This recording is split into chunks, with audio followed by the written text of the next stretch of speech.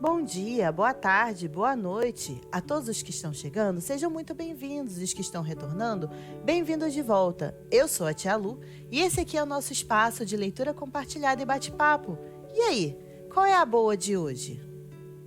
Olá, pessoa querida que está aqui me dando uma honra enorme de eu poder compartilhar uma leitura com você e você compartilhar esse momento aqui comigo. Seja muito bem-vindo ou bem-vinda ou bem-vinde.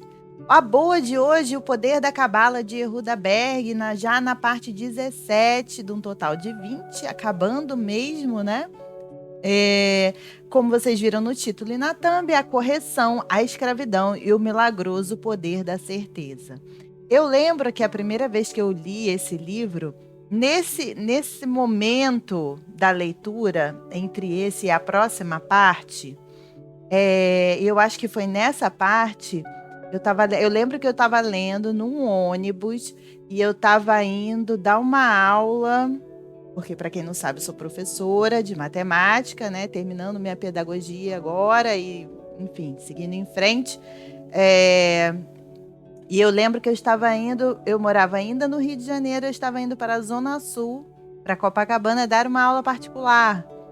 E eu estava lendo esse livro no ônibus e eu lembro que teve uma hora que eu li um trecho que eu não lembro exatamente qual trecho, mas foi nessa parte já do finalmente do livro que as minhas costas travaram, porque aquela verdade foi tão impactante na minha vida, na minha mente.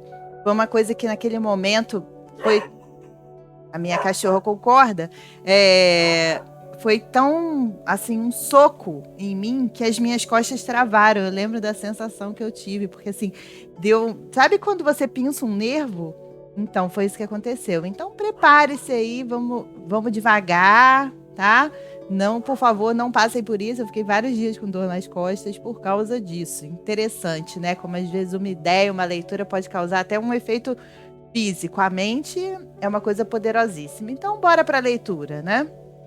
Depois de contar isso, de ter aqui o som incidental da minha cachorrina latindo para todos nós, vamos lá. A correção à escravidão e o milagroso poder da certeza. Eu acho que foi essa coisa do poder da certeza, nessa parte que as minhas costas travaram. A lei do Tikkun. Cada um de nós vem a este mundo para corrigir alguma coisa.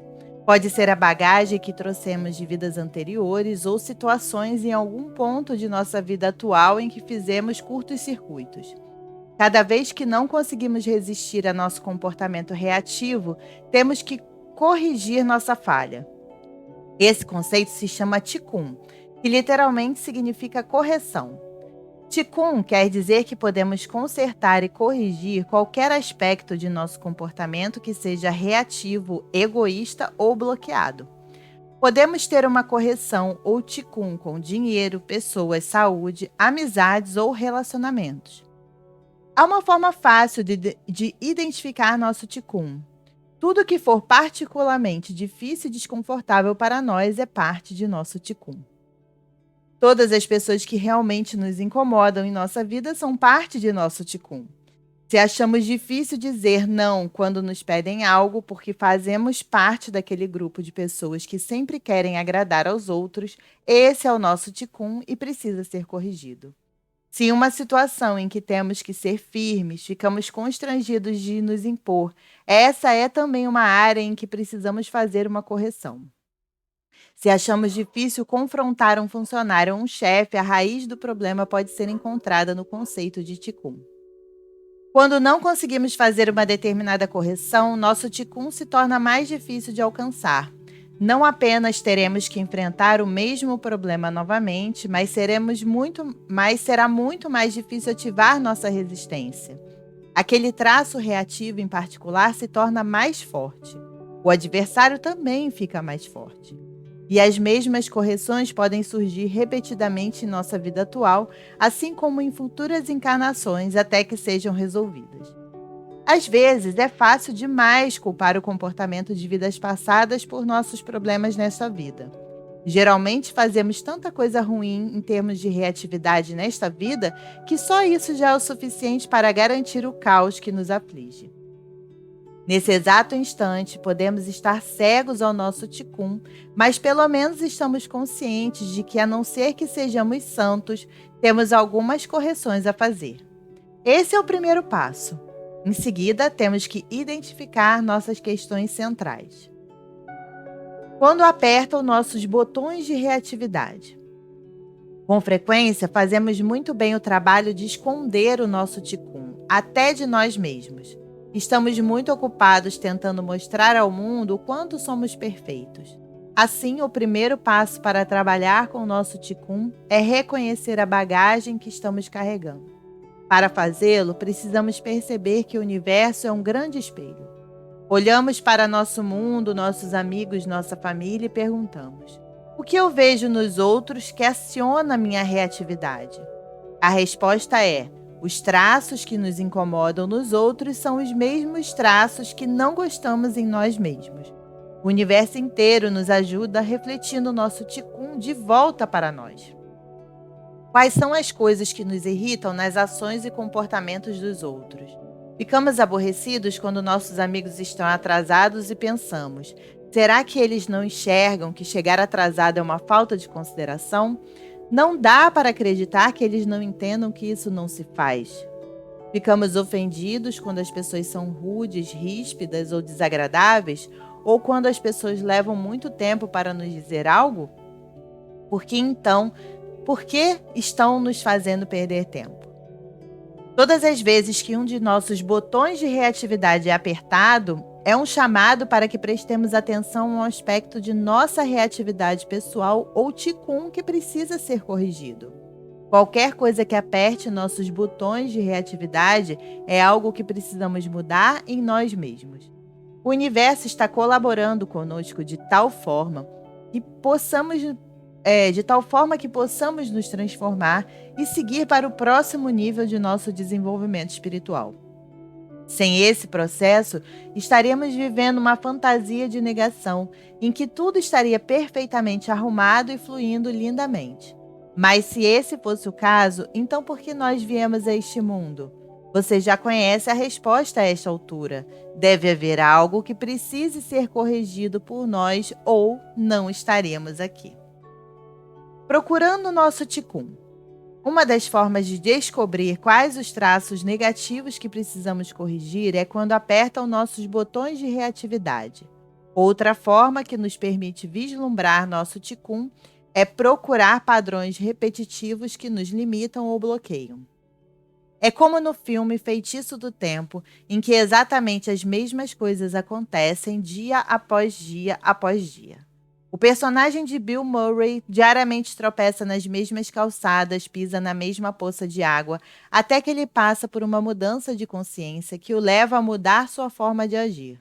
Só então a vida dele segue em frente de novo. Todos nós temos hábitos e padrões e precisamos reconhecê-los como tal ou nunca mudaremos. Temos que procurar padrões em nossa vida que não nos trazem alegria. Você tem tendência a sempre ter o mesmo tipo de relacionamento que não leva a nada? Você tem um padrão de afastar as pessoas?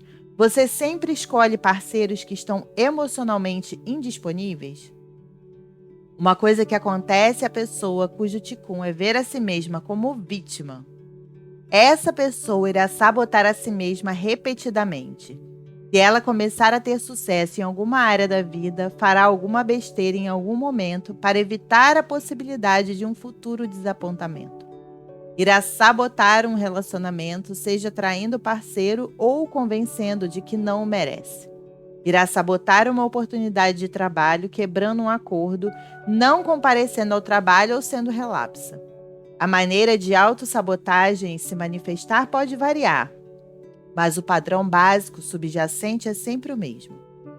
É incrível como pensamos que somos todos espertos, habilidosos, realizados. Contudo, com frequência, somente depois de passarmos por uma crise é que começamos a realmente enxergar nossos padrões de comportamento. De fato, poucas pessoas escolhem um caminho espiritual ou se comprometem a fazer uma séria autoanálise quando tudo está correndo tranquilamente.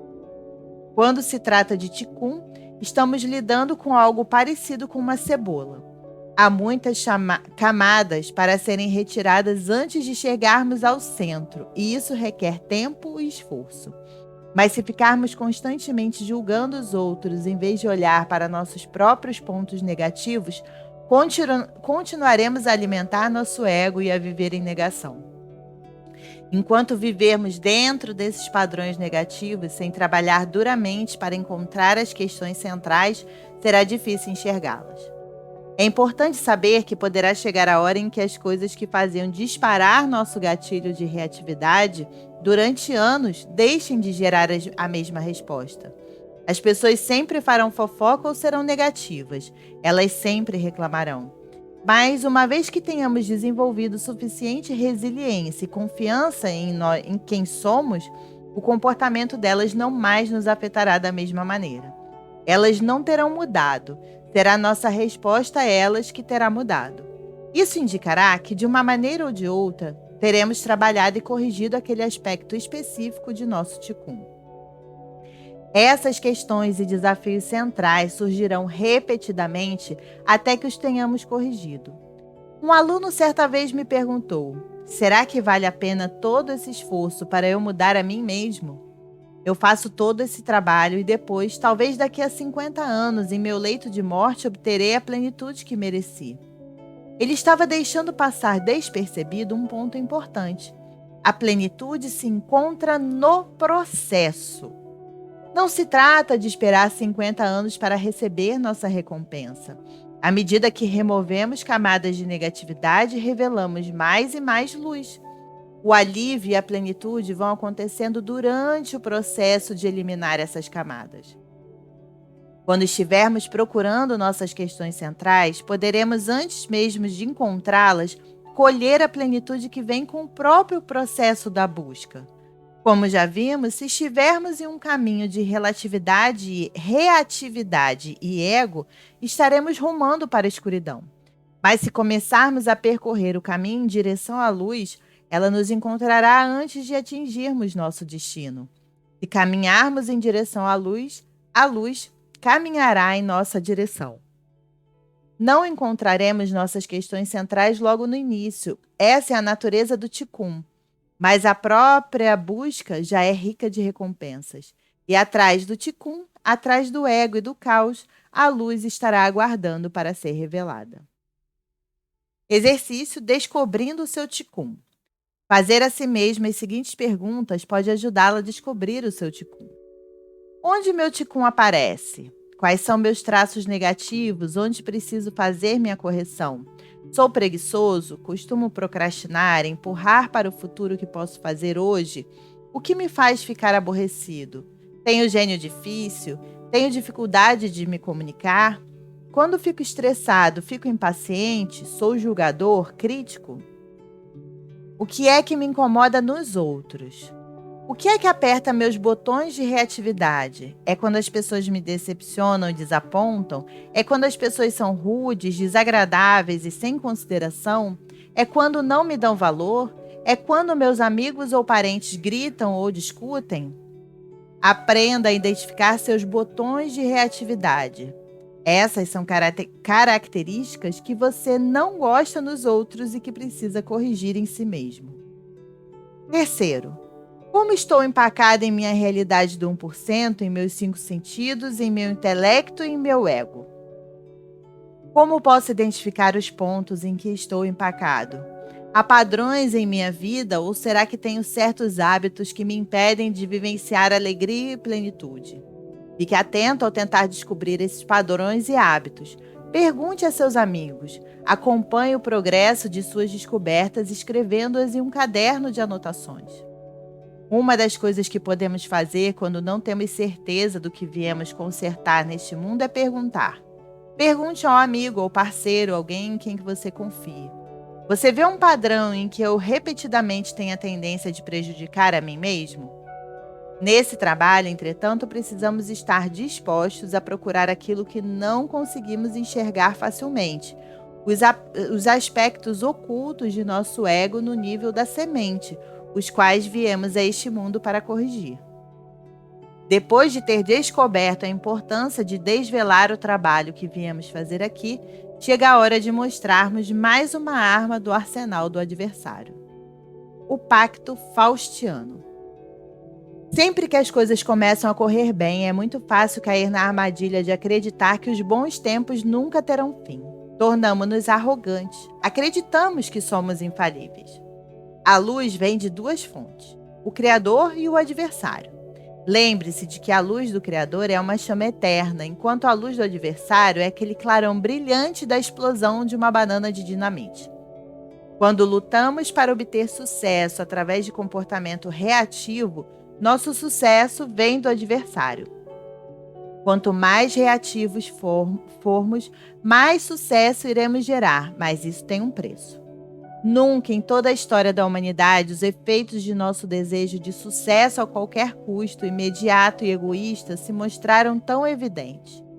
O nome Madoff, de Bernard Madoff, presidente de uma instituição financeira que praticou uma fraude de 65 bilhões de dólares, que desestabilizou o mercado financeiro, tornou-se até um verbo. O vazamento de petróleo no Golfo do México é hoje considerado o maior desastre ambiental da história causada pelo homem. Nosso ego nos faz pensar que estamos no topo da onda do sucesso, nos convencendo de que somos infalíveis até que a onda comece a desabar. Sob a perspectiva cabalística, o mito de Fausto, que vendeu sua alma ao diabo, está muito próximo da verdade. O princípio faustiano está em ação quase diariamente. Seja reativo e o adversário lhe dará clarões de luz. Ele sempre consegue conservar a luz do Criador para ele mesmo. Mas e você? Para você, sobra o caos depois que a dinamite explodir. O adversário surgirá para nos pagar muito bem por algum tempo, apenas para nos manter em um estado mental reativo. Em outras palavras, ele nos dá uma banana de dinamite com um pavio extra longo, o tempo, para que a ilusão de sucesso e luz dure mais tempo. Quando estamos voando alto, acreditamos que somos os brilhantes orquestradores de nosso sucesso. Nosso ego fica tão inflado e tão cheio de ar quente quanto um balão dirigível. E quando menos esperamos, ele esvazia. Escravidão. Graças ao produtor de cinema de Hollywood, Cecil B. DeMille, muita gente conhece a história bíblica do Êxodo, também conhecida como a história dos 10 Mandamentos. Mas a maioria de nós não está familiarizada com o significado dessa história e com sua relevância em nossas vidas. A narrativa do Êxodo nos conta que os israelitas foram mantidos em escravidão no Egito por 400 anos. Eram escravos e filhos de escravos mantidos em cativeiro por uma série de cruéis faraós, governantes do Egito. E então surgiu um grande líder chamado Moisés, que em uma missão divina conseguiu libertar seu povo. Moisés conduziu os antigos escravos em uma longa e árdua jornada, que inclui o famoso desvio através do Mar Vermelho, levando-os ao Monte Sinai para o encontro com o destino. Mas aqui está a parte interessante. Os israelitas, depois de terem sido salvos do Egito, sentiram o gosto da liberdade pela primeira vez em séculos. Mesmo assim, eles passaram a reclamar, a se queixar e a resmungar assim que as coisas começaram a ficar um pouco difíceis no deserto. Na verdade, eles até imploraram a Moisés que os levasse de volta à escravidão. O Zohar explica que toda essa história foi escrita em código. Egito é uma palavra código para a nossa existência neste mundo físico. Faraó é uma palavra código para o ego humano e a natureza intolerante, voltada para si mesma e incessantemente reativa da humanidade. Assim, qualquer aspecto de nossa natureza que nos controla é denominada faraó, incluindo medo, raiva, competitividade, insegurança, baixa autoestima, egoísmo, inveja, ansiedade, impaciência e intolerância. Todas essas emoções nascem do ego e nos controlam e aprisionam. São a corrente e a pesada bola que nos impedem de seguir em frente. São as algemas que nos limitam, as barras de ferro que nos prendem numa armadilha e os chicotes que nos atormentam. Essa é a mais antiga relação mestre-escravo da criação e assume várias formas. Somos aprisionados pelos aspectos de nossa existência material, baseados no ego. Carros, roupas, mansões de luxo, prestígio, poder e posição. Nossos caprichos e desejos egoístas reativos nos mantêm em escravidão. Estamos no cativeiro de nossos medos e dúvidas. Somos prisioneiros das percepções que os outros têm de nós. Estamos encarcerados por nossa desesperada necessidade de aceitação pelos outros. Somos reféns de uma necessidade constante de superarmos nossos amigos e colegas. Alguns estão presos ao trabalho ou à carreira. Outros estão amordaçados e amarrados em casamentos ou relacionamentos. Todos nós nos encontramos escravizados pelo mundo físico a nosso redor. Mas ao nos conscientizarmos de que ainda estamos presos no Egito, ainda escravos de nosso ego, podemos agarrar a chave que destranca as correntes e nos concede a maior liberdade que um ser humano pode conhecer: o poder da certeza. Me lembro que foi no próximo trecho, então, e certamente ficarei impactada novamente. Tá gostando? Deixe seu like, assim ajuda a impulsionar o projeto dentro do YouTube. E também avisa o YouTube que você gosta desse tipo de conteúdo. Se inscreve no canal se você não é inscrito. Compartilhe esse vídeo aí nos seus grupos de WhatsApp, sua família. Vamos espalhar essa modalidade de leitura. Aqui embaixo tem os links das minhas redes sociais, Twitter e Instagram, e aqui em cima tem uma playlist com todos os trechos já lidos até aqui de O Poder da Cabala. A gente vai ficando por aqui, fiquem bem, até o próximo vídeo, um beijo e tchau. Tchau!